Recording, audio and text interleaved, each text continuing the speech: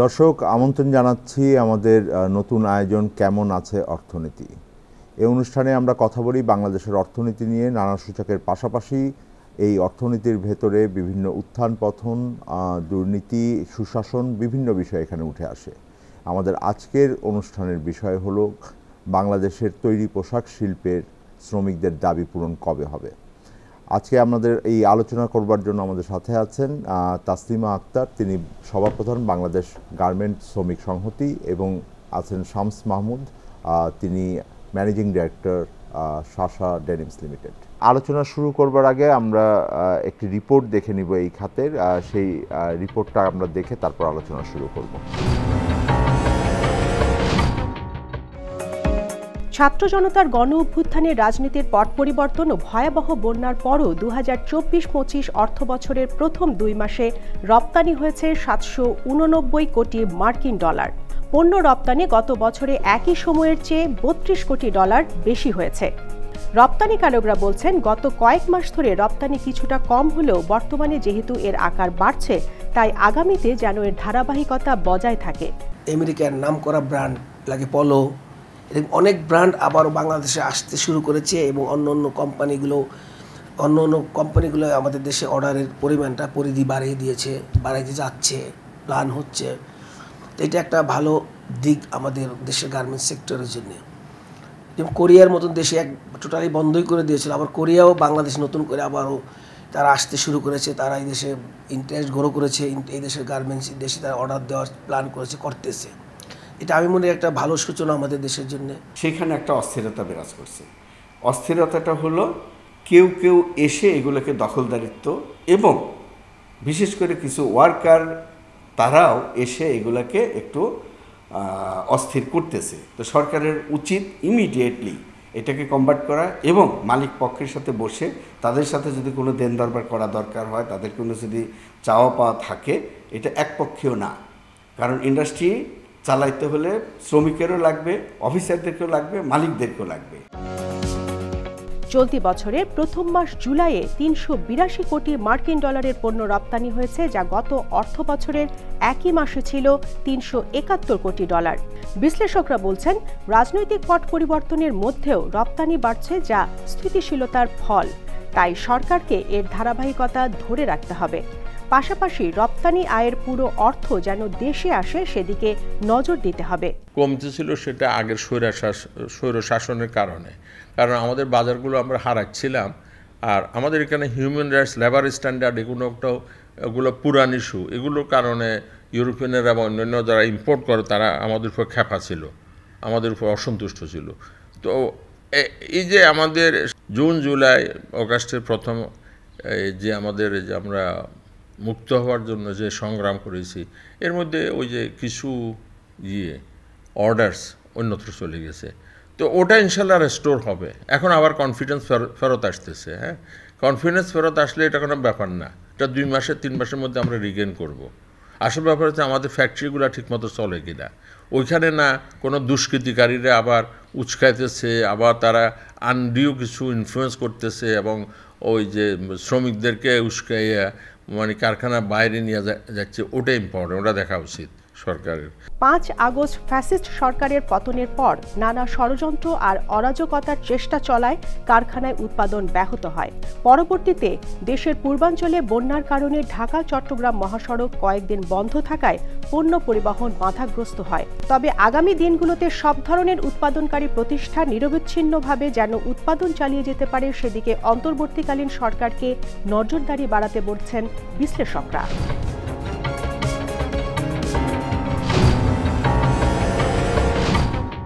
প্রথমেই আপনাদের সাথে যেই আলোচনা করছি, তখন আমরা এমন একটা সময় আছি যেখানে আমাদের গার্মেন্টস শ্রমিকদের যে বিভিন্ন দাবি আছে, সেই দাবিগুলো খুবই যৌক্তিকভাবে এসছে এবং 18টি দাবির কথা বলা হয়েছে। 18টি দাবির আমরা দেখেছি যে কিছুদিন আগে এটা মেনে নেওয়া হয়েছে, একটা ত্রিপক্ষীয় আলোচনার ভিত্তিতে এটা মেনে নেওয়া হয়েছে বলা যায় আর কি। সেই অর্থে সরকারও ছিলেন, শ্রমিকও ছিলেন, গার্মেন্টস মালিকদের যেই সংগঠন বিজিএমইএ ছিলেন। আমি তাসলিমা আক্তার আপনার কাছে প্রশ্ন জানছি যে দাবিগুলো কি যেই মেনে নেওয়া হলো, সেই মেনে নেওয়ার ক্ষেত্রে এটা কতদিন সময় লাগবে? আসলে আমাদেরকে বলা হয়েছে যে সময় করে এক সময় আস্তে আস্তে মেনে নেওয়া হবে। কোনো ধরনের সময় কোনো বা রূপরেখা পাওয়া গেছে কিনা যে এই সময়ের ভিতর মেনে নেওয়া হবে? গণ অভ্যুত্থান পরবর্তী সময়ে দেখছিলাম যে বাংলাদেশের মানুষ কথা বলার সাহসটা দেখাচ্ছে, যেটা গত 15 বছর বা তার আগেও, বিশেষ করে গত 15 বছরে আমরা দেখেছি সাধারণ মানুষ, মধ্যবিত্ত নাগরিক, তারা কিন্তু তাদের মত প্রকাশের স্বাধীনতাটা ছিল না। একইভাবে আমরা যদি পোশাক খাতের দেখি, সেখানেও কিন্তু একই অবস্থা ছিল, যে সেখানে জানের ভয় এবং কাজ হারানোর ভয় দুটোই শ্রমিকদের মধ্যে ছিল। এবং এই গণ অভ্যুত্থান শ্রমিকদেরকে একটা সাহস দিয়েছে তাদের কথা বলার। সেই জায়গা থেকে আমরা দেখি যে শ্রমিকরা তাদের নানা দাবি তুলছেন, কিন্তু এর মাঝে আরও অনেকগুলো বিষয় কাজ করেছে। যেহেতু এটা একটা বিশেষ রাজনৈতিক অবস্থার মধ্যে আমরা একটা নতুন পট পরিবর্তন হয়েছে, এবং সেখানে শ্রমিকরা কারখানা ভিত্তিক কিছু আশু দাবি দিয়েছেন, যেগুলো তাদের প্রতিদিনের জন্য খুবই জরুরি। আবার দীর্ঘমেয়াদী কিছু দাবিও দিয়েছেন, এবং এই আশু দাবি এবং দীর্ঘমেয়াদী দাবি, এই দুই দাবিকে যদি আমরা বিশ্লেষণ করি, তাহলে আমরা যেটা দেখতে পাই যে আসলে এই দাবিগুলো উত্থাপনের কারণ কি, বা শ্রমিকরা কেন পথে নামছে, অনেকে এই প্রশ্নটা করছেন। আপনি বলছিলেন যে কিভাবে বাস্তবায়ন হবে। আমি বলছি যে যেই দাবিগুলো হয়েছে, এখন একটা ত্রিপক্ষীয় একটা সমঝোতা হয়েছে, যেটা বাস্তবায়ন হবে। বাস্তবায়নটা কিভাবে হবে যেটা খুব পরিষ্কার করে আসে না। এটা কি মানে আজকের থেকেই বাস্তবায়ন শুরু হয়ে গেল, নাকি এটা বাস্তবায়ন বলা হয়েছে? আমার মনে হয় এখানে মোটামুটি পরিষ্কার করেই বলা আছে। প্রথম দিকে যেই দাবিগুলো আপনি হয়তো লক্ষ্য করবেন যে হাজিরা বোনাস, টিফিন বিল বা নাইট বিল, সেটা কার্যকর হবে, মানে যেই দিন ঘোষণা করা হয়েছে তার পরের মাস থেকেই হয়তো এটা তাদের বেতনের সাথে যুক্ত হবে। আর রেশনিংয়ের কথা বলা হয়েছে, টিসিবির যে সুবিধা, সেই টিসিবির সুবিধার কথা বলা হয়েছে। ন্যূনতম মজুরি যেই ফ্যাক্টরিগুলোতে, জাস্ট পরিষ্কার করার জন্য দর্শকদের জন্য, টিসিবির সুবিধা বলতে আপনারা বলছেন যে ওই যে ফ্যামিলি কার্ড যেভাবে দেওয়া হতো সেই জায়গা থেকে টিসিবিতে যে স্বল্প মূল্যে যে দেওয়া হয় সেটা, এবং রেশনিং, দুইটার উদ্যোগই আসলে সরকারের পক্ষ থেকে আমাদেরকে ঘোষণা দেওয়া হয়েছে যে প্রাথমিকভাবে টিসিবিটা দেওয়া হবে, এরপরে হচ্ছে রেশনিংয়ের জন্য তারা উদ্যোগ নিচ্ছেন। এর বাইরে যে সমস্ত কারখানায় এখন পর্যন্ত ন্যূনতম মজুরিটা কার্যকর হয় নাই, সেটাও অক্টোবরের 10 তারিখের মধ্যে হবে। এই শ্রমিকদের মধ্যে আন্দোলন বলেন, অসন্তোষ বলেন, বিক্ষোভ বলেন, সেটার পেছনে একটা বড় কারণ ছিল বিভিন্ন কারখানায় বেতন না দেওয়া বা বেতনটা সময় মতো না পাওয়া। শ্রমিকদের জীবনটা যেহেতু বেতনের উপর নির্ভরশীল, তার বাসা ভাড়া দিতে হয়, তার বাকির বিল দিতে হয়, ফলে তার পক্ষে কিন্তু একটা মধ্যবিত্তর মতো 2-3 মাস থাকা যায় না। তো সেই জায়গায় বেশ কিছু কারখানায় আমরা দেখেছি 2 মাস 3 মাস বেতন আটকে আছে। আপনি বলছেন যে যেই মানে মজুরি নির্ধারণটা গত নভেম্বর ডিসেম্বর মাসে আলোচনার ভিত্তিতে হলো, জি আমি একটু না সেইটা কি কার্যকর হয় নাই? সেটা কিছু সব কারখানায় না, কিছু কারখানায় সেটা কার্যকর হয় নাই। এখানে অনেকগুলো বিষয় আছে যে দাবিগুলোর মধ্যে আমরা দেখতে পাই যে শ্রমিকদের বকেয়া বেতনের প্রশ্ন আছে, শ্রমিকদের টিফিন বিল, হাজিরা বোনাস, এমনকি শ্রমিকরা এখন যেই মজুরি পাচ্ছে 12,500, সেটাকেও পরিবর্তনের দাবি এসছে। সেখানে ট্রেড ইউনিয়নের যে আইন, সেই আইন পরিবর্তনের প্রশ্ন এসছে। নানান প্রশ্ন কিন্তু 18টা দাবির মধ্যে আমরা দেখতে পাই। এই দাবিগুলোর পেছনে অন্তর্নিহিত যে কারণটা আছে, সেটা আমার কাছে 2টা জিনিস খুব গুরুত্বপূর্ণ মনে হয়। একটা হচ্ছে শ্রমিকদের খুবই কম মজুরি, যেই মজুরিতে বর্তমানে বেঁচে থাকা কঠিন। আর দ্বিতীয় যে বিষয়টা, যেটা হচ্ছে যে আমাদের মত প্রকাশের স্বাধীনতাটা নাই। আমরা কথা বললেই ব্ল্যাকলিস্টিং হচ্ছি, কথা বললেই মামলা হচ্ছে, কথা বললেই গুম হওয়ার ভয় থাকছে। এই আতঙ্কগুলো থেকে, এবং বিশেষ করে আপনার যখন খাদ্যের অনিশ্চয়তা থাকবে, আপনার সন্তানের শিক্ষার অনিশ্চয়তা থাকবে, চিকিৎসার অনিশ্চয়তা থাকবে, তখন কিন্তু আর স্থির থাকা যায় না। এবং শ্রমিকরা ভাবছেন, অন্য যে কোনো সেক্টরের মতো শ্রমিকরা ভাবছেন এটা আদায় করা যাবে। আমরা দাবিগুলো উত্থাপন করেছি সরকার মালিকের সাথে আলাপ করে, যেগুলো এখনই পূরণ করা সম্ভব। এখানে 18টা দাবি আছে, 18টা দাবির ভিতরে আছে। এর ভিতর কয়টি দাবি ইমিডিয়েটলি বাস্তবায়ন হবে বলে আপনি আশ্বাস দিচ্ছেন? যেমন হাজিরা বোনাস, টিফিন বিল, নাইট বিল, এগুলো অবশ্যই একটা আছে। সেইখানে হাজিরা বোনাস এখন 225 টাকা হলো, টিফিন বিল 50 টাকা, নাইট বিল 100 টাকা করা হয়েছে, এটা মানা হয়েছে। আর কোনটা ইমিডিয়েটলি হবে? টিসিবির স্বল্প মূল্যের যে, সেটাও ইমিডিয়েটলি করা হবে। আর হচ্ছে এখানে অক্টোবর মাসের 10 তারিখের সময় তারা নিয়েছেন যে বকেয়া বেতনগুলো সেগুলো পরিশোধ করা, এবং যেখানে মজুরিটা কার্যকর হয় না এখনো, সেগুলো করা। কিন্তু প্রাথমিকভাবে কারখানার যে দাবিগুলো, সেগুলো তারা হাজিরা বোনাস, টিফিন বিল, এগুলোর বিষয়ে তারা একটা ঘোষণা দিয়েছেন, যেটাকে আমরা ইতিবাচক মনে করি। এবং বাকিগুলো এখানে অনেকগুলো আছে যে আমি যেটা দেখি যে দাবি আছে যেগুলো, যেমন ছাঁটাই করা যাবে না, এগুলো তো স্বাভাবিক, নতুন করে দাবি জানানোর কিছু নেই, ব্যত্যয় হয় দেখি এগুলো এই কাগজে এসছে। আমি শামসুল মাহমুদ আপনার কাছে যাচ্ছি। কথাগুলো তাসলিমা আক্তার বললেন, এইটার তো খুব বেশি মানে ব্যত্যয় তো আমরা দেখি না, এটা খুবই যৌক্তিকভাবে আসে সবসময়। আমার কাছে মনে হয়েছে যে উনি যেটা বলেছেন যে আগেও আমরা যেই আলোচনা করেছি মজুরি নির্ধারণ যখন হলো 12,500 টাকা করা হলো, সেই এক বছরও তো পুরো হয় নাই। তো সেইটা কি কিন্তু এই সময়ের ভিতরে এরকম কি হয়েছে যে সকল কারখানা এই যে মজুরিটা নির্ধারণ হলো এটা তারা বাস্তবায়ন করেছে না, হয়নি, এরকম কি কোনো জায়গা আছে? না, বিজিএম এর সদস্য যারা আছে ওদের মধ্যে কিন্তু এটা আমরা দেখি যে এখানে ধরেন লেস দেন 1% আমি বলবো, যদি না করে থাকে it will be very insignificant numbers. এখন সমস্যা যেটা হয়ে গেছে, দেখেন একটা ফ্যাক্টরি যখন আমরা চালাই এখানে অনেক কিছু কাজ করে, শ্রমিকদের যে অধিকার ধরেন এই যে সময় মতন ওদেরকে স্যালারি দেওয়া, এগুলো কিন্তু মালিকের দায়িত্ব। হ্যাঁ, এখন আজকে ধরেন যে পরিস্থিতি আমরা দেখছি যেটা বিরাজ করছে লাস্ট কয়েকদিন ধরে, কয়েক সপ্তাহ ধরে, যে ধরেন আন্দোলন যেটা দেখছি, বিশৃঙ্খলা দেখছি, এখানে কিন্তু অনেকগুলো জিনিস, এটা মানে সিম্পল ডিসকাশন না, এখানে অনেক কিছু জাস্ট একটা আন্ডারস্ট্যান্ডিং।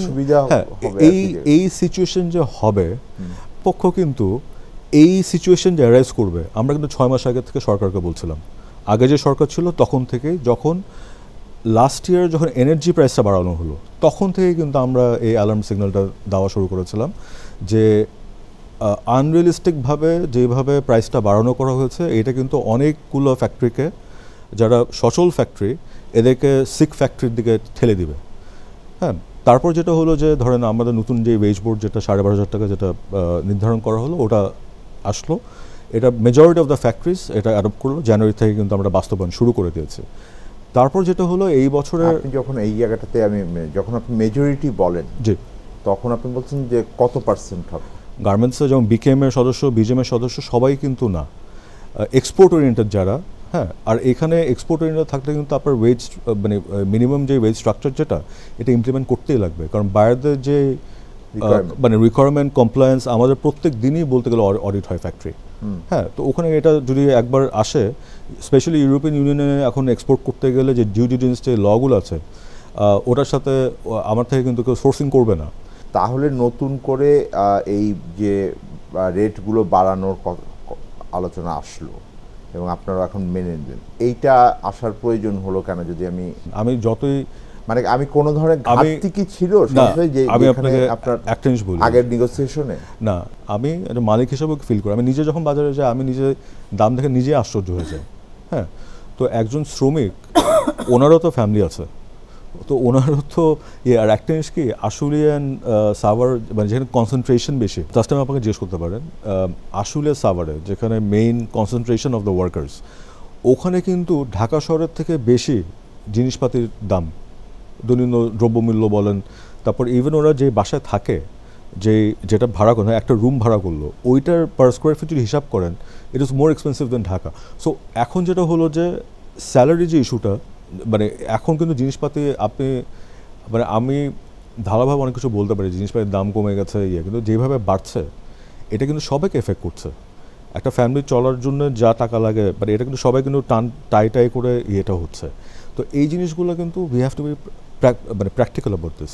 এই দাবিগুলো আপনার জানানোর জন্য মানে একেবারে রাস্তাতেই প্রতিবার নামতে হয় কেন? কোনো মেকানিজম যে এই ধরনের দাবিগুলো নিয়ে প্রথমে ধরেন নেওয়া হলো, তারপরে সেটা মানা হলো না, তারপর তো আচ্ছা ঠিক আছে এটাকে বড় করে আন্দোলনে যেতে হবে, দাবি জানানোর ক্ষেত্রে কোনো মেকানিজম কাজ করছে না, এইটা কি একটা বড় সমস্যা? এখন যেটা হয়েছে এটা হলো যে ধরেন একটা বাংলাদেশের রিসেন্ট যদি যে সিচুয়েশন, ধরেন যে আন্দোলনটা যেটা হলো, হ্যাঁ, তো ওইটার একটা কন্টিনিউশন আমি বলবো।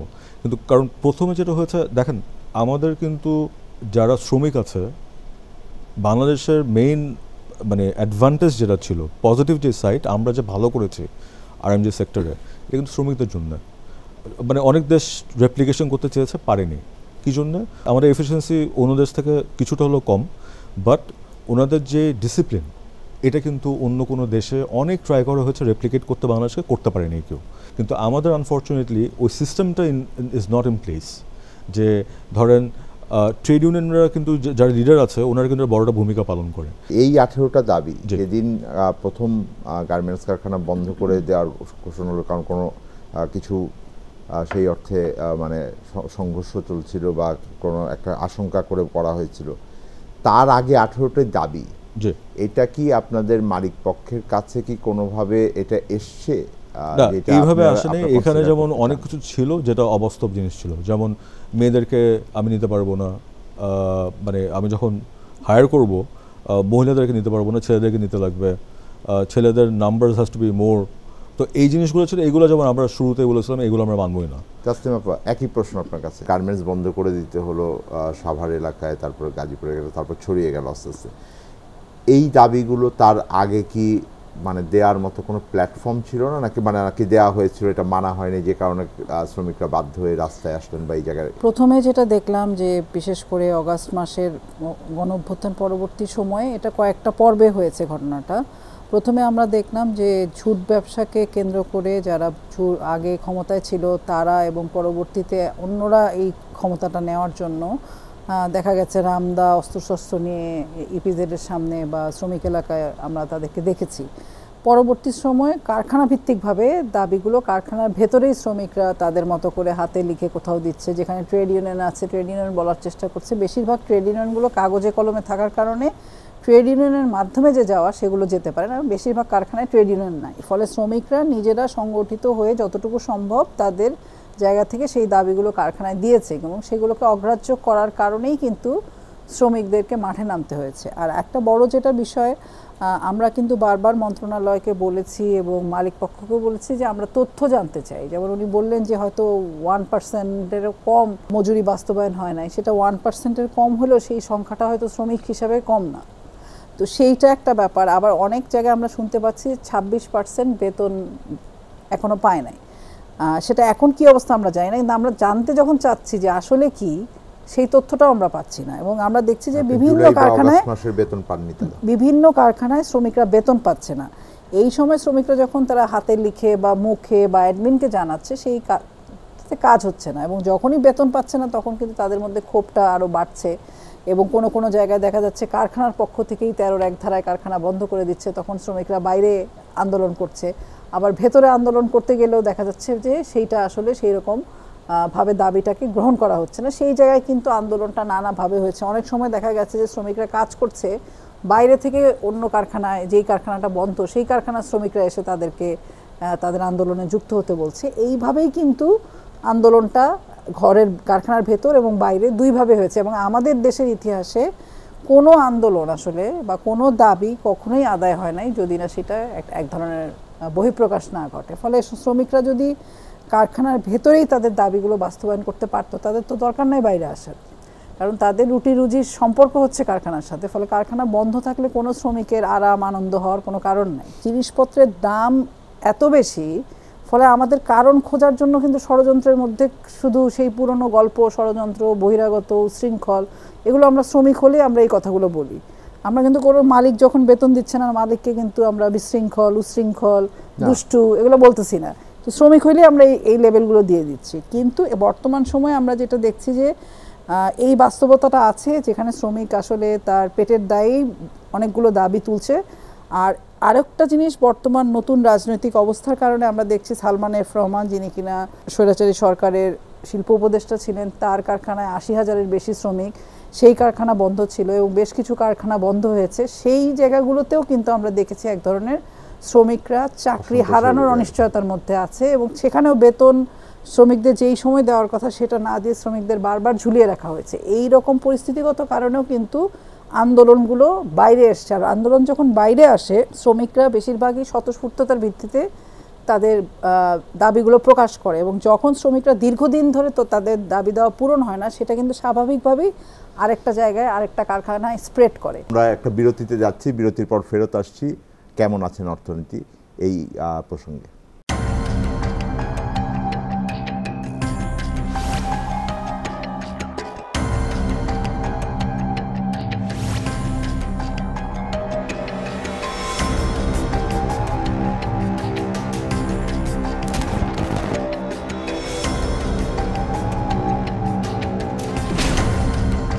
ফ্যাসিবাদের দিনলিপি, প্রযোজনা আফরোজা সুলতানা ও আল মামুন। দেখবেন প্রতি রবি থেকে বৃহস্পতিবার সন্ধ্যা 7টায়।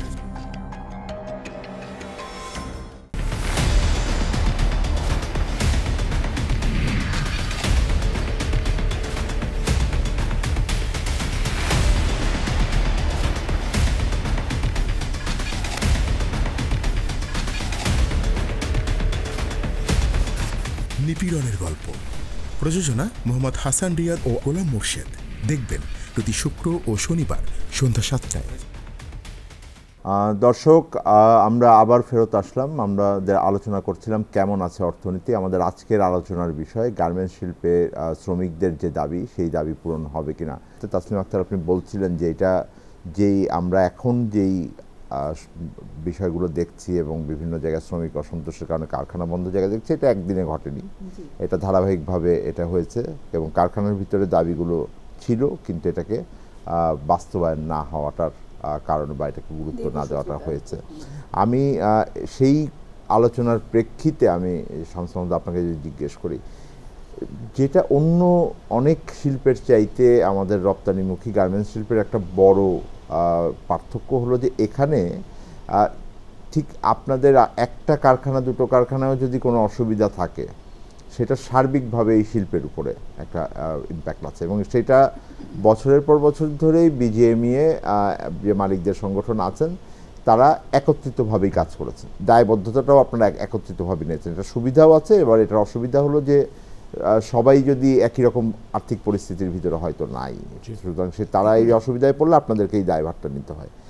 তো এই মেকানিজম আপনার আছে কিনা যে যদি কারখানার ভিতরে কোনো অসন্তোষ থাকে সেইটাকে সেন্ট্রালি আপনারা মানে এটাকে মনিটর করার কোনো প্রক্রিয়া আপনারা চালু করেন কিনা? আমাদের মানে মনিটরিং সেল আছে, আমরা ওটা দেখি, কিন্তু যখন আনরেস্ট শুরু হয় মানে একটা ফ্যাক্টরি থেকে আরেকটা ফ্যাক্টরি, কারণ আমি এই জন্য বলছি আনরেস্ট তো পরে শুরু হলো, এটা ওটা কিন্তু আমরা শুরুতেই যখন আমরা আজ করতে পারি যে এই ফ্যাক্টরি ধরেন স্যালারি দেরি হচ্ছে, আমাদের কিন্তু জুন মাস পর্যন্ত কিন্তু এরকম আছে যে আমরা ফ্যাক্টরির মালিককে মেশিন বেচে স্যালারি মানে পেমেন্ট মানে করাতে বাধ্য করেছে। আমরা ঈদের সময় বোনাস পেমেন্টের জন্য আমরা কিন্তু এরকম অনেকগুলো ফ্যাক্টরিতে আপনার মানে ওদের মেশিন তারপর গাড়ি মানে সেল করিয়ে কিন্তু স্যালারিগুলো পেমেন্ট করিয়েছে। সো এটা কিন্তু আমরা করে থাকি আমরা সবসময়। কিন্তু এবার যেটা হয়েছে যে শুরুটা কিন্তু শ্রমিকরা করেনি, এখানে বাইরের কিছু ইনভলভমেন্ট ছিল। প্রথমে অনেকগুলো 26 না 28টা দাবি ছিল, তারপরে তখনই কিন্তু এখানে শ্রমিকদের কোনো ইনভলভমেন্ট ছিল না।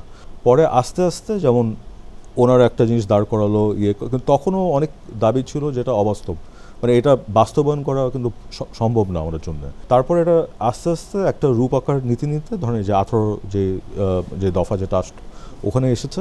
কিন্তু এখানেও কিন্তু কত জিনিস মানে আমাদের মানে উই হ্যাভ টু অ্যাকনলেজ। এক নম্বর হলো যে সব ফ্যাক্টরি কিন্তু সেম সাইজের না, সবার কিন্তু ফাইন্যান্সিয়াল ক্যাপাসিটি সেম না। এখন এখানে অনেকগুলো ফ্যাক্টরি আছে, ওনারা কিন্তু আবার সাবকন্ট্রাক্ট ফ্যাক্টরির মতন কাজ করে। সো এখানে কিন্তু ডিফারেন্ট ক্যাটাগরির ফ্যাক্টরি আছে। তো তখন এই জিনিসগুলো এখন যেমন আমরা এগুলো নিয়ে চিন্তা করছি যে there has to be segregation. আমাদের ইন্ডাস্ট্রি কিন্তু এটা একটা বড় প্রবলেম ছিল, এটা আগেও দেখেছি আমরা যে এসএমইর জন্য যে ফান্ডগুলো ছিল স্মল ফ্যাক্টরি বলে কিন্তু লার্জ ফ্যাক্টরি যেটা আসলেই লার্জ ফ্যাক্টরি ওনারা ফান্ডগুলো নিয়ে নিয়েছে। তো আমাদের অ্যাকচুয়ালি এখন সময় এসেছে যে মানে আমরা যদি অ্যাকচুয়াল চেঞ্জ চাই এই টাইপের প্রবলেম অ্যাড্রেস করতে। কারণ এখানে যেমন টিসিবির কথা আপনি যেটা বললেন, টিসিবির যে জিনিসটা এখানে আসছিল আমরা দেখেছি যে বিগত সরকারের সময় এখানে অলমোস্ট 50% কিন্তু চুরি হতো। টিসিবির এই মাধ্যমে যে রেশনিংটা করা এটা কি শুরু হয়েছে? না, এটা এখনো হয়নি, এটা আমরা কথা বলছি, এটা যাতে হয়। কি প্রক্রিয়ায় হবে এটা যে ধরেন ওয়ার্কারদের যে আইডি কার্ড আছে ওই আইডি কার্ডের এগেনস্টে দিবে। কিন্তু এখানেও সমস্যা হবে যে যেমন শ্রমিকের যে ওয়ার্কিং আওয়ার ওনারা কিন্তু রাত্রেবেলা মানে সন্ধ্যার পরে ফ্রি হয়, কিন্তু তখন কিন্তু সিকিউরিটির কোয়েশ্চেন চলে আসে। সিকিউরিটি কোয়েশ্চেন আসে দোকান খোলা থাকবে কি না, কিন্তু সিকিউরিটি মানে দোকান তো খোলা থাকে, দোকান না, এখানে এলাকা ভিত্তিক ভাবে দিতে হবে। হ্যাঁ, এলাকা ভিত্তিক ভাবে দিতে লাগবে। ওইটা উই হ্যাভ টু টক, এটা কথা বলে আমাদের একটা সিস্টেম বের করতে লাগবে। কারণ ওই যে পিলফারেজ যেটা হতো, যে চুরিটা যেটা হতো, ওইটা বন্ধ করে অ্যাকচুয়ালি যাতে মানে টার্গেট করে এটা যে শ্রমিকদের বেনিফিটে আসে এই জিনিসটা আমাদের এনশোর করতে লাগবে। আর একটা প্রশ্ন আপনাকে করি, যেটা তাসলিমা আক্তার কিছুটা হিন্টস দিয়েছেন যে যেটা হয়েছে যে বিগত সরকারের সাথে অনেক উদ্যোক্তা ছিলেন যারা গার্মেন্টস সেক্টরেও আছেন, তারা বিভিন্নভাবে এটার গোষ্ঠী স্বার্থের ভিতরে ছিলেন এবং এখন সেই সরকারের পতনের পরে তারা এখন অনুপস্থিত আছেন এবং তাদের ফ্যাক্টরিগুলোতে শ্রমিকরা কাজ করতেন। তো সেই ধরনের একটা চিন্তাভাবনা আপনারা করেছেন কিনা যে এই ফ্যাক্টরিগুলোর অপারেশনে থাকছে কিনা বা এই ফ্যাক্টরিগুলোর ক্ষেত্রে মালিকদের অনুপস্থিতি, যারা হয়তো পালিয়ে গেছেন বা জেলে গেছেন বা বিদেশে চলে গেছেন, তাদের এইটার অপারেশনসে কোনো ধরনের অসুবিধা দেখছেন কিনা সামনের দিনে? এই চেঞ্জ ওভারের পরও একটা পার্টিকুলার ফ্যাক্টরিকে যেমন 60 কোটি টাকার মতন লোন ডিসবার্স করা হচ্ছে স্যালারি পেমেন্ট করার জন্য, কিন্তু এইখানে কিন্তু মানে যারা ঠিক করে আসলে ফাইন্যান্সিয়াল প্রবলেম পড়েছে, হ্যাঁ, ওনারা কিন্তু কোনো টাকা পাচ্ছে না। ইভেন দো গভর্নমেন্ট ডিক্লেয়ার করেছে যে 1 মাসের স্যালারি দেওয়া হবে, ওটা কিন্তু অনলি 5%-এর কমও ফ্যাক্টরি অ্যাভেল করতে পেরেছে, কারণ সরকার এটা ম্যান্ডেটরি করে দেয়নি। তো এই জিনিসগুলো কিন্তু আমরা এখনও দেখছি যে কন্টিনিউশন হচ্ছে। হ্যাঁ, অ্যান্ড আমরা কিন্তু দেখেন, আমরা মালিক সংগঠন বিজিএমএ কিন্তু only RMG sector, only sector বাংলাদেশে অলওয়েজ এই পলিটিক্যাল ইয়ের পাশে থাকতো। ইভেন হরতালের মধ্যে, অবরোধের মধ্যে কিন্তু আমরা স্টিকার লাগিয়ে দিতাম যে রপ্তানি ইয়ের জন্য আমরা নিউজ হতো, ওটা কিন্তু ওইসব গাড়ি ভাঙা হতো না কখনো। এই আজকে যারা ধরেন ব্যবসায়ী নেতা হিসেবে যারা কথা বলছে, এনারও কই ছিল? না, এটা ছিল, কেউ ছিল না, একজনও ছিল না। 47 আমরা যারা সাইন করেছিলাম আমাদের নাম দিয়ে, আমাদের ফ্যাক্টরির নাম দিয়ে, যদি সরকার পতন না হতো আমাদের কি অবস্থা হতো আজকে? না, সেটা আপনারা করেছেন, আমি বলছি যে অংশ ছিলেন না, so BGMEA played their part and we were all members of BGMEA. এই 47 এটাও সত্যি, ওটাও সত্যি যে আপনারা আমি নিশ্চিতভাবে এটা আমি দর্শকদের বলছি, কারণ আমি জানি যে সেই সময় আপনারা যারা ছিলেন বিজেএমের অংশের ভিতরে আপনারা এটার প্রতিবাদ করেছিলেন, আর সেটাও আছে। আবার এরকমও আছে যে বিজেএমের নেতৃবৃন্দের ভিতরে বা সদস্যদের ভিতরে অনেকেই একেবারে ঢালাওভাবে তখনকার সরকারকে সমর্থন দিয়েছেন যখন এক ধরনের হত্যাকাণ্ড চলছিল। এইটা তো আমি মানে পরিষ্কারভাবেই দেখি। হ্যাঁ, সে নেতৃত্ব দিয়েছেন, দলীয় পোস্টেও আছেন। আমি এই জন্যই বললাম যে আপনার প্রাক্তন সভাপতিরা দলীয় পোস্টেও ছিলেন আর কি। তো আমি সেইগুলো বিচারাধীনভাবে তদন্তাধীন হবে। আমি যেটা তাসনিম আক্তার আপনার কাছে ফেরত আসি এবং সেটার জন্য বলি যে এখন এই দাবিগুলোর ক্ষেত্রে যেই বাস্তবায়ন হবে, সেই বাস্তবায়ন করার ক্ষেত্রে শ্রমিকরা মানে কতখানি মানে প্রস্তুত আছেন যে এটার জন্য অপেক্ষা করা? কারণ সবগুলো দাবি হয়তো ইমিডিয়েটলি বাস্তবায়ন হবে না, তারা কতদিন থাকবেন?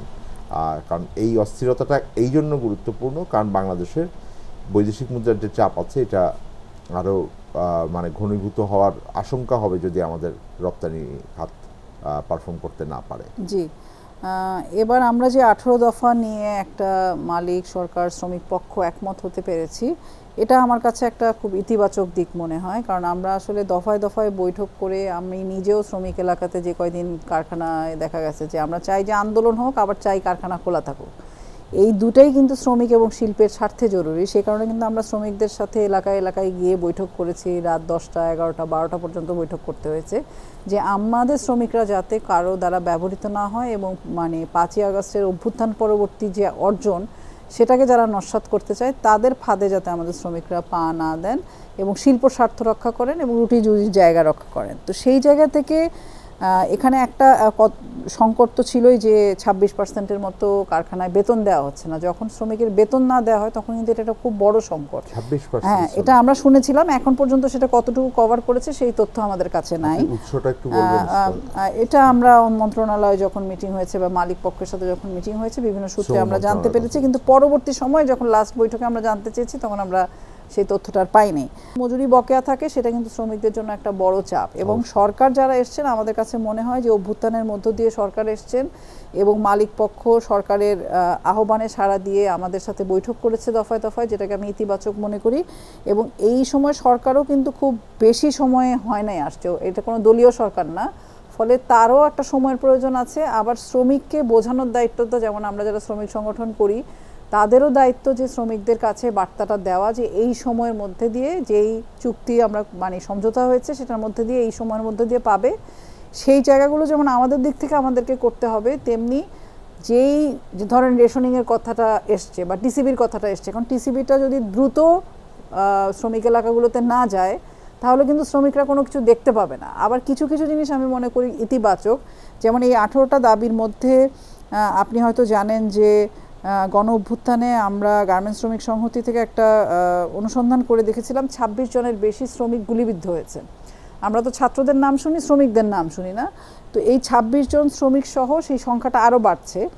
তো আমরা খুবই খুব সরকারের প্রতি আমরা কৃতজ্ঞ যে তারা এই জিনিসটাকে অ্যাড্রেস করেছেন এবং তারা বলেছেন যে এটা তারা শহীদ তালিকাভুক্ত করবেন এবং তাদের যে ক্ষতিপূরণ দেওয়া সেটা তারা করবেন।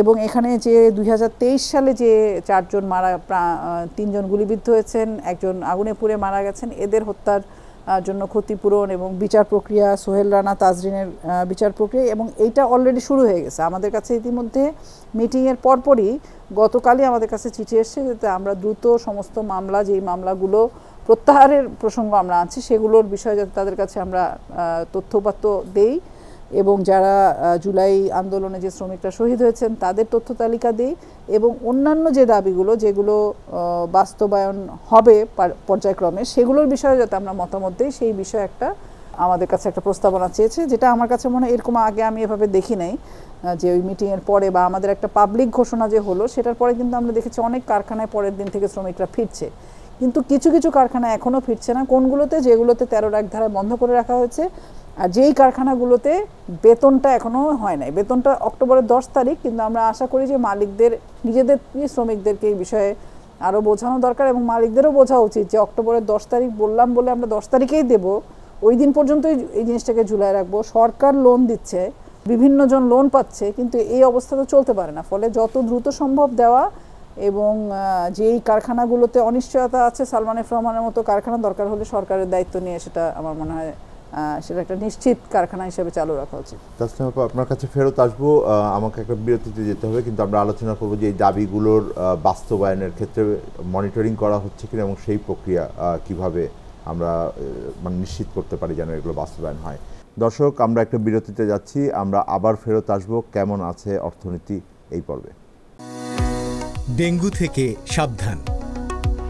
ডেঙ্গুর লক্ষণসমূহ: তীব্র জ্বর এবং মাথা ব্যথা, চোখে ব্যথা হওয়া বা আলোর দিকে তাকাতে সমস্যা হওয়া, মাংসপেশি এবং হাড়ের সংযোগস্থলে প্রচণ্ড ব্যথা হওয়া, শরীরের চামড়ায় লালচে ছোপ বা র্যাশ ওঠা, বমি ভাব বা বমি হওয়া এবং খাওয়ায় অরুচি হওয়া। ডেঙ্গু প্রতিরোধে করণীয়: মশা তাড়ানো ঔষধ বা স্প্রে ব্যবহার করুন। মশার কামড় থেকে দূরে থাকতে দিনের যে কোনো সময়ই ফুলহাতা জামা বা প্যান্ট পরিধান করুন। দিনে বা রাতে যে কোনো সময় ঘুমাতে গেলে মশারি ব্যবহার করুন। ফুলের টবে বা অন্য কোনো স্থানে বদ্ধ পানি থাকলে তা পরিষ্কার করুন।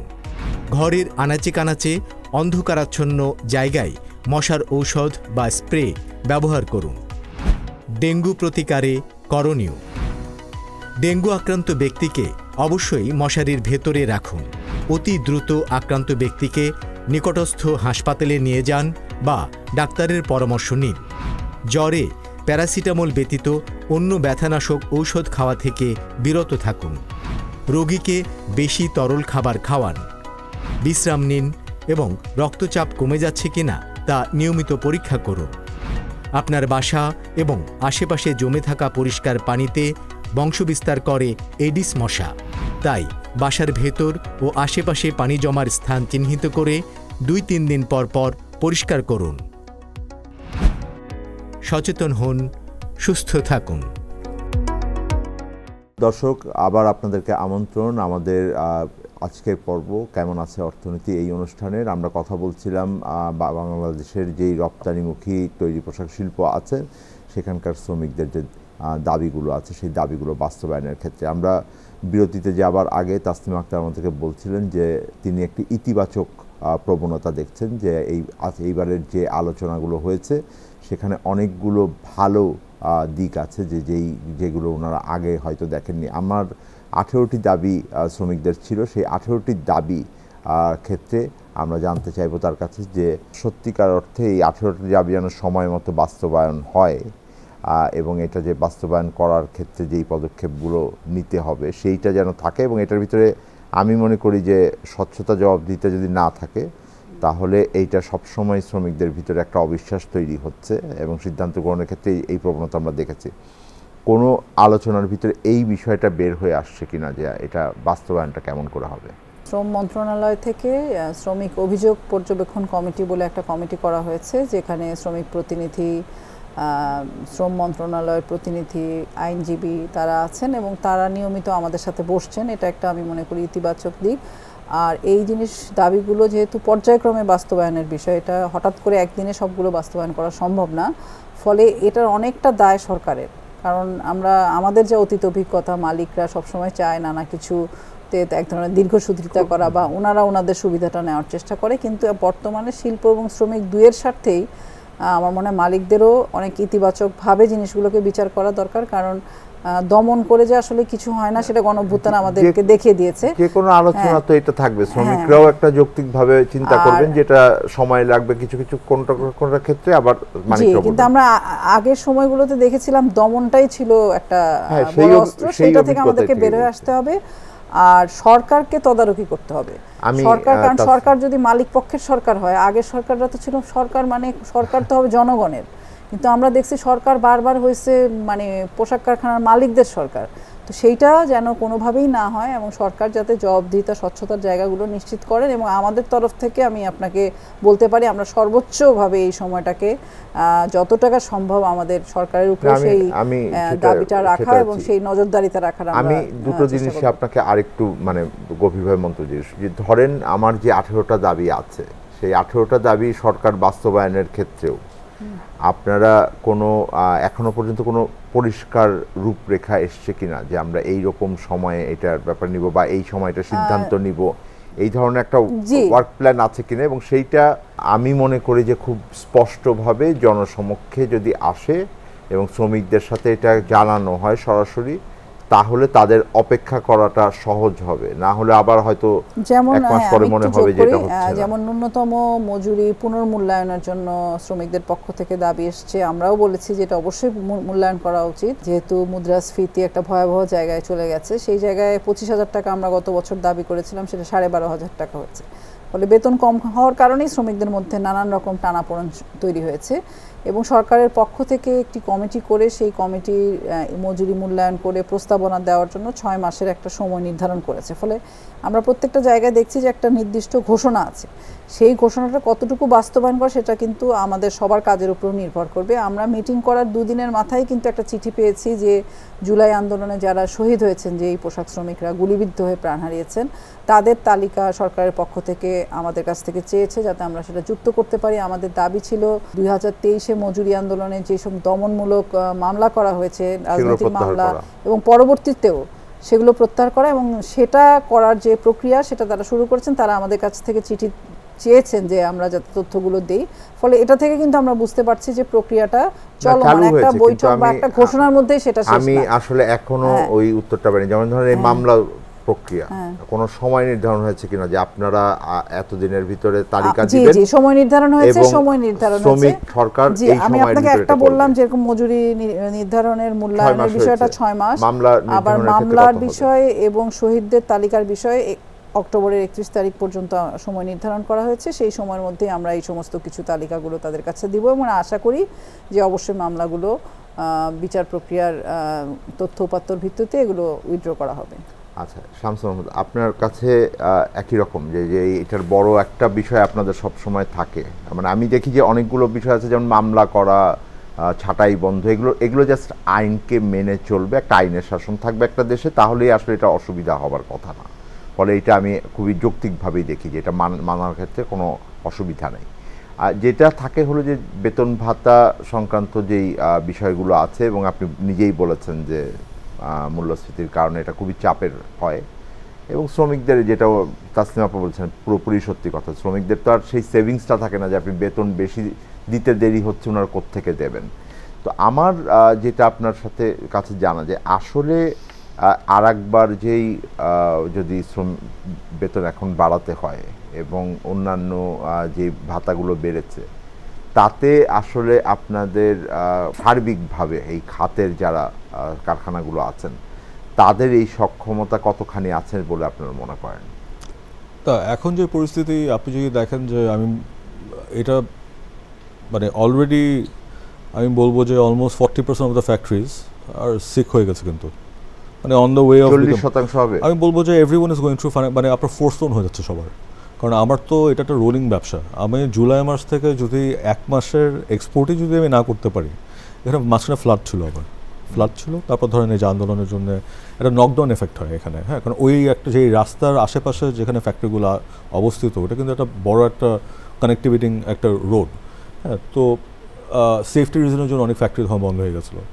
সো এইটার যে নকডাউন এফেক্টটা এটা কিন্তু will make a lot of factories sick. তারপর একটা ব্যাকওয়ার্ড লিঙ্কেজ যখন চিন্তা করবেন it will have an implication. কারণ ফোর্স লোন অলরেডি আমরা দেখছি যে সবারই ফোর্স লোন হয়ে গেছে। তো স্যালারি যে পেমেন্টের যে কোয়েশ্চেন যেটা বারবার আসছে এটা তো মানে আমরাও চাই না যে কেউ বকেয়া রাখবে। সরকার একটা কিন্তু দিক নির্দেশনা দিয়েছে, ব্যাংকদেরকে ইনস্ট্রাকশন দেওয়া হয়েছে যে ওই 1 মাসের স্যালারি দিতে। আমরা কিন্তু চেয়েছিলাম 3 মাস, কারণ আমরা আগের থেকে বলছিলাম এটা 1 মাসে হবে না জিনিসটা। 3 মাসের জায়গায় 1 মাস দিল, কিন্তু 1 মাস দেওয়ার পরে the way it was given এটা কিন্তু ম্যান্ডেটরি করা হয়নি। তো যেটা হয়েছে যে ধরেন about less than 5% of the factories garments এই 1 মাসের স্যালারিটা অ্যাভেল করতে পেরেছে। হ্যাঁ, কিন্তু এখন কি এটা বাস্তবায়নের ক্ষেত্রে আপনারা মনে করেন যে আপনার মানে ফ্যাক্টরি 40% যদি না হয় কি ধরনের আসলে মানে একটা আমি বুঝি যে সামষ্টিক অর্থনীতির মূল্যস্ফীতির বিষয় আছে এবং মূল্যস্ফীতি থেকে এখানে দেখেন এখানে আরেকটা জিনিস আমাদের কিন্তু অ্যাড্রেস করতে লাগবে। আপনি আন্দোলন করেন যাই করেন, কিন্তু আপনি কিন্তু ফোর্সদারি অপরাধ যদি করেন, আমার ফ্যাক্টরিতে আগুন লাগিয়ে ধ্বংস করে ফেলেন, ওইটার আনসারটা কি? এখানে কিন্তু দেখেন এখানে কিন্তু অনেক কিছু আমাদের সিস্টেমটা ইজ ব্রোকেন। এটা আমি মালিক হিসেবে আমি নিজেই বলবো ইটস এ ব্রোকেন সিস্টেম। আমরা ট্রেড ইউনিয়ন লিডার যারা আছে, ওয়ার্কার যারা আছে, আমরা ওনাদের সাথে কথা বলি না, হ্যাঁ, আমাদের ওই টু ওয়ে কমিউনিকেশনটা হয় না। এখানে যেটা হয় যে অপটিক্স, এই ইন্ডাস্ট্রির কিন্তু মেইন জিনিস হলো অপটিক্স। আমরা 10 বছর ধরে খুব সুন্দর করে সবাই মিলেমিশে চললাম, একদিন মারামারি হলো, এই নিউজ কিন্তু কালকে ইউরোপিয়ান ইউনিয়নের ফ্রন্ট পেজ নিউজ থাকবে যে বাংলাদেশের গার্মেন্টস সেক্টরে অস্থিরতা। এইটার এফেক্টটা হবে ভয়াবহ একটা এফেক্ট। অলরেডি যে আন্দোলন যেটা হচ্ছে এটা কী জন্য হচ্ছে না হচ্ছে, মানে এখন এখানে জিনিসগুলো যে বাইরের লোকও যখন করছে ব্লেমটা আসছে আমার শ্রমিকদের উপর। শ্রমিকদের সাথে এটা কোনো সম্পর্কই নেই, এখানে ট্রেড ইউনিয়ন লিডারের সাথে কোনো সম্পর্কই নেই, কিন্তু এই জিনিসগুলো কিন্তু we have to address. And এখানে আরেকটা হলো যে শেষ করতে হচ্ছে শামস ভাই, আমি জানি যে আপনারা যেটা বলছেন এটা অনেক দিনের বিষয়, যে আমাদের নিঃসন্দেহে যেই মানে খাতটা আছে এটা খুবই সেন্সিটিভ, কারণ বাইরের যেটা বায়ার্সরা খুবই সেন্সিটিভ থাকেন। আমরা আবার নিঃসন্দেহে এই আলোচনা করব। আমরা চেষ্টা করব আমাদের এই অনুষ্ঠান থেকে আবার 1 মাস পরে ফেরত আসার, জানার চেষ্টা করব যে বাস্তবায়ন হচ্ছে কিনা, কারণ গার্মেন্টস খাত নিঃসন্দেহে আমাদের জন্য খুবই গুরুত্বপূর্ণ। দর্শক, আমরা এই পর্ব এখানেই শেষ করতে হচ্ছে। আমরা কথা বলছিলাম আমাদের যে রপ্তানিমুখী গার্মেন্টস খাত আছে সেই খাতের শ্রমিকদের দাবি পূরণের অগ্রগতি সম্পর্কে। নিঃসন্দেহে এই খাত আমাদের জন্য খুবই গুরুত্বপূর্ণ, কারণ আমাদের রপ্তানির সবচেয়ে বড় অংশটা এখান থেকে আসে এবং সার্বিকভাবে এটা আমাদের দেশের অর্থনীতির জন্য গুরুত্বপূর্ণ। এই খাতের শ্রমিক এবং মালিক উভয়ের পক্ষেই যদি একটা টেকসই ব্যবসা টিকিয়ে রাখা না যায়, তাহলে এই খাত আমাদের দেশের জন্য যেই ধরনের একটা বড় কন্ট্রিবিউশন করে সেটা আমরা পাবো না। আপনারা আমাদের সাথে থাকবেন। আমরা আবার ফেরত আসবো আগামীকাল কেমন আছে অর্থনীতি এই প্রসঙ্গে।